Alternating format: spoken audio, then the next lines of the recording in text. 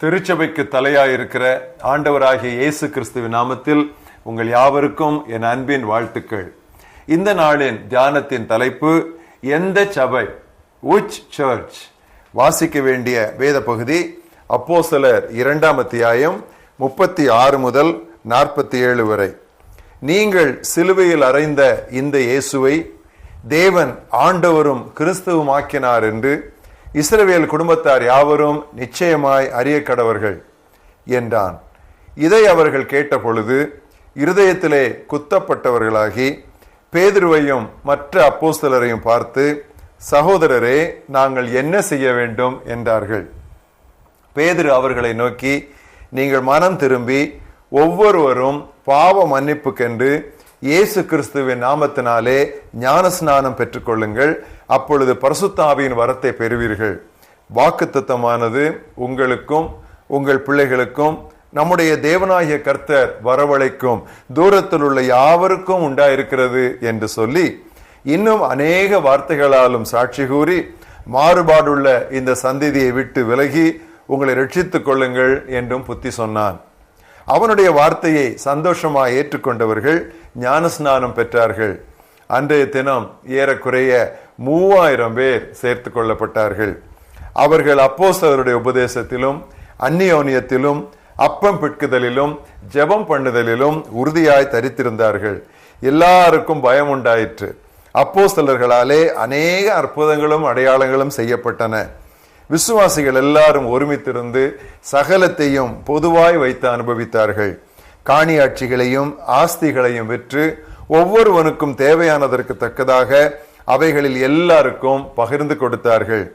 அவர்கள் ஒருமனப்பட்டவர்களாய் தேவாலயத்திலே அனுதினமும் தரித்திருந்து வீடுகள் தோறும் அப்பம் பிட்டு மகிழ்ச்சியோடும் கபடமில்லாத இருதயத்தோடும் போஜனம் பண்ணி தேவனை துதித்து ஜனங்கள் எல்லாரிடத்திலும் தயவு பெற்றிருந்தார்கள். ரட்சிக்கப்படுகிறவர்களை கர்த்தர் அனுதினமும் சபையிலே சேர்த்து கொண்டு வந்தார். இன்றைய மனப்பாட வசனம் வாசித்த பகுதியிலே அப்போஸ்தலர் 2ஆம் அத்தியாயம் 47ஆம் வசனத்தின் பின்பகுதி.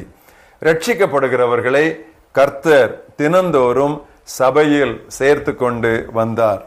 The Lord added to the church daily those who were being saved. புதிய விசுவாசிகளுக்கு ஆலோசனை கொடுக்கும் போது அவர்கள் ஆவிக்குரிய சபையில் பங்கு பெற வேண்டும் என்று பொதுவாக சொல்லப்படும். ஆனால் ஆவிக்குரிய சபையை அடையாளம் காணுவது எப்படி என்பதுதான் பிரச்சனை. சபைகளை பொதுவாக பெந்தேகோஸ்தே சபைகள், பெந்தேகோஸ்தே அல்லாத சபைகள் என்று பிரிக்கலாம். தூயாவியானவரின் அபிஷேகத்தை எப்படி புரிந்து கொள்கிறார்கள் என்பதில் தான் இங்கு முக்கிய வேறுபாடு உள்ளது.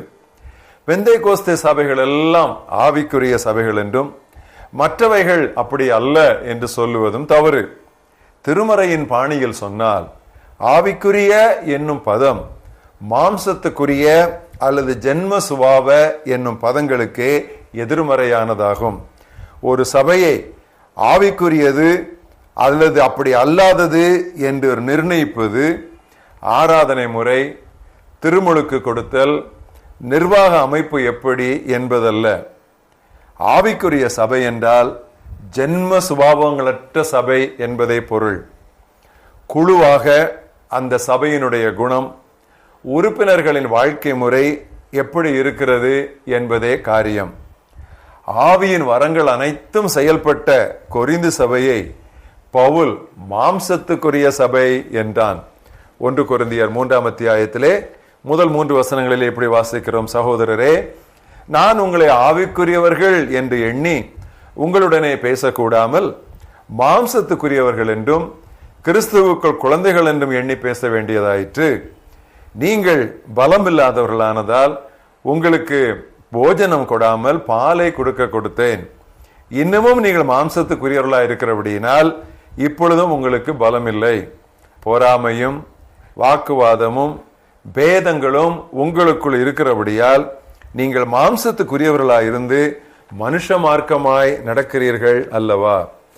இன்றைய நிலையை பார்த்தால் ஆவிக்குரியதும் மாம்சத்துக்குரியதும் எல்லா சபைகளிலும் கலந்தே காணப்படுகின்றன. சதவீதம்தான் வித்தியாசமாக இருக்கிறது. There is a mixing up of spirituality and carnality. Only the percentage varies from church to church. சபைகளின் நிலைமை இப்படி இருந்தாலும் மறுபடி பிறந்த ஒவ்வொருவரும் வளருவதற்காக உள்ளூர் சபை ஒன்றை தெரிந்து கொள்ள வேண்டும். அதில் நீங்கள் எதிர்பார்க்க வேண்டிய சில காரியங்கள். 1, அச்சபையில் திருமறையை கடவுளின் வார்த்தை என்று அவர்கள் நம்ப வேண்டும். They must believe that the Bible is the word of God. அங்கு திடமான தீர்க்கமான வேத போதனை இருக்க வேண்டும். அப்போதுதான் நீங்கள் வளர முடியும். 2வது, உண்மையோடும் ஆவியோடும், அதாவது அர்த்தத்தோடும் ஆர்வத்தோடும் அங்கே தொழுகை, ஆராதனை, வழிபடுதல் இருக்க வேண்டும். அதைத்தான் இயேசு சமாரிய பெண்ணிடம் சொன்னார். தேவன் ஆவியா இருக்கிறார், அவரை தொழுது கொள்ளுகிறவர்கள் ஆவியோடும் உண்மையோடும் அவரை தொழுது கொள்ள வேண்டும் என்று தெளிவாக கூறினார். 3வது, அந்த திருச்சபையிலே நல்ல உறவு இருக்க வேண்டும். ஒருவருக்கொருவர் அங்கே உள்ள அங்கத்தினர்கள் உதவி செய்ய வேண்டும். முக்கியமாக தேவையில் இருப்போருக்கு நடைமுறையில் ஆதரவு தர வேண்டும்.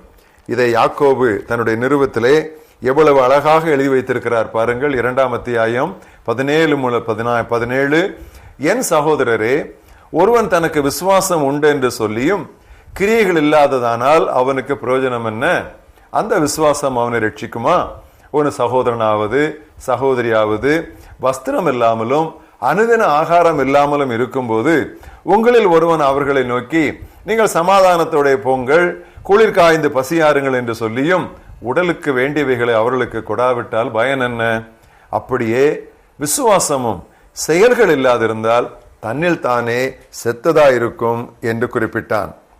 4வதாக, அந்த திருச்சபையிலே தலைமைத்துவம், லீடர்ஷிப் என்பது ஒரே நபர் மீது இராதபடி பொறுப்புகள் பிரித்து கொடுக்கப்படும் சபையாக இருக்க வேண்டும். There should be a plurality of leadership and delegation of responsibilities. 5வது, நற்செய்தி மற்றும் மிஷனரி பணிக்கு அந்த திருச்சபையிலே அதி முக்கியத்துவம் தரப்பட வேண்டும். சபை என்பது ஒரு சங்கிலி அல்ல. The church is not a clutch. தங்களுக்கு விருப்பமான நற்செய்தி பணி நிறுவனங்களோடு இணைந்து செயல்படுவதற்கு சபை உறுப்பினர்களுக்கு விடுதலை இருக்க வேண்டும். நான் இப்பொழுது சொன்ன அத்தனை குணாதிசயங்களும் ஒரே உள்ளூர் சபையில் இருப்பது அவ்வளவு சுலபமான காரியம் அல்ல. எனவே உங்கள் தரிசனத்தை விரிவாக்கவும் உங்கள் அறிவை பெருக்கிக் கொள்ளவும் பிற சபைகளுக்கும் சென்று வாருங்கள். உலகளாவிய கிறிஸ்துவின் சபையில் நாம் எல்லாரும் உறுப்புகளாய் இருக்கிறோம். முடிவாக ஒரு காரியத்தை சொல்லுகிறேன். நீங்கள் எந்த திருச்சபையிலே நீங்கள் சேர்ந்தாலும் அதிகமாய் எதிர்பார்த்து ஏமாந்து விடாதீர்கள். ஏமாந்து விட்டால் அதிகமாய் சோர்ந்தும் போகாதீர்கள். ரட்சிக்கப்படுகிறவர்களை கர்த்தர் தினந்தோறும் சபையில் சேர்த்து கொண்டு வந்தார். எங்கள் மகாபெரிய தேவனே, இந்த தியானத்திற்காக நாங்கள் உம்மை ஸ்தோத்திரிக்கிறோம். உம்முடைய குமாரனுடைய சொந்த இரத்தத்தினாலே நீ சம்பாதித்து கொண்ட மந்தையாகிய திருச்சபைக்காக நாங்கள் நன்றி சொல்லுகிறோம். திருச்சபைக்கு நீர் அவரை தலையாகவும் திருச்சபையை அவருக்கு உடலாகவும் இவ்வளவு அழகாக நீர் அமைத்ததற்காக நாங்கள் நன்றி சொல்லுகிறோம். அந்த திருச்சபையிலே, அந்த கிறிஸ்துவின் உடலிலே எங்களை அங்கத்தினர்களாக, அங்கங்களாக, உறுப்புகளாக நீர் மாற்றினதற்காக நாங்கள் உமக்கு நன்றி சொல்லுகிறோம். இந்த நாளிலும் ஆண்டவரே, நாங்கள் தியானித்த இந்த செய்திக்காக நாங்கள் உம்மை துதிக்கிறோம். எல்லா திருச்சபைகளையும் நீர் நேசிக்கிறீரே ஆண்டவரே. வெளிப்படுத்தல் புத்தகத்திலே உள்ள 7 திருச்சபைகள் என்ன நிலையில் இருந்தாலும் அவர்கள் எல்லாரையும் நீர் நேசித்தீரே. இந்த நாளில் கூட தேவரீருடைய பெயரிலே உம்முடைய குமாரனாய் இயேசு கிறிஸ்துவினுடைய நாமத்திலே கூடி வருகிற எல்லா திருச்சபைகளிலும் கர்த்தாவே ஒரு மறுமலர்ச்சி, ஒரு புத்துணர்ச்சி, ஒரு எழுப்புதல், கர்த்தாவே ஒரு உயிர்மீட்சி நீர் சீக்கிரமாக நீர் அனுப்பி தர வேண்டும் என்று நாங்கள் ஜெபிக்கிறோம். மக்கள் அங்கும் இங்கும் அலசடிப்பட்டு கொண்டிருக்கிற இந்த காலத்திலே எல்லா சபைகளிலும் உடைய அருள்மாறி ஊற்றப்படுமானால், எல்லா சபைகளிலும் உடைய திருவசனம் தெளிவாக பிரசங்கிக்கப்படுமானால், சபைகளுக்குள்ளே இருக்கிற குழப்பங்களும் போராட்டங்களும் எவ்வளவோ குறைந்து வெளியே இருக்கிற கிறிஸ்தவர் அல்லாதவர்களுக்கு முன்பாக ஒரு நல்ல சாட்சி உண்டாகுமே. கர்த்தாவே, நீர் அதை எங்கள் தலைமுறையிலே சீக்கிரமாய் செய்ய வேண்டும் என்று நாங்கள் ஜெபிக்கிறோம். உம்முடைய கிருபைக்குள்ளே எங்களை ஒப்புத் தருகிறோம். இயேசு கிறிஸ்துவின் நாமத்தில் பிதாவே, ஆமென்.